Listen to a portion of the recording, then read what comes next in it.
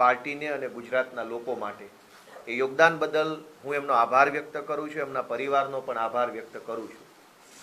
અને આજે એમનો આભાર માનતા એક ખેદ વ્યક્ત કરવો છે કે આજે જ્યારે રાજુભાઈ અમારી સાથે નથી, આમ આદમી પાર્ટી સાથે નથી, એ વાતનું દુઃખ તો છે અને છે જ, પણ એના કરતાં પણ 1000 ગણું વધુ દુઃખ આજે રાજુભાઈનો ચહેરો અને શબ્દો જોઈને મને થયું છે.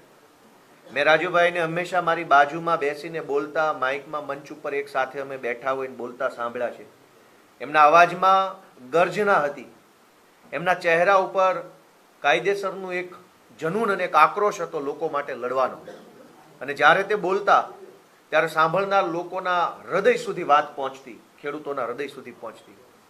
પણ આજે તેઓ જે બોલતા હતા એ શબ્દો એમના હૃદયમાંથી નહીં, સ્ક્રિપ્ટમાંથી આવતા હોય એ પ્રકારના શબ્દો હતા. જે શબ્દોમાં કોઈ દમ નહોતો, વજન નહોતો, એ શબ્દોમાં કોઈ તાકાત નહોતી.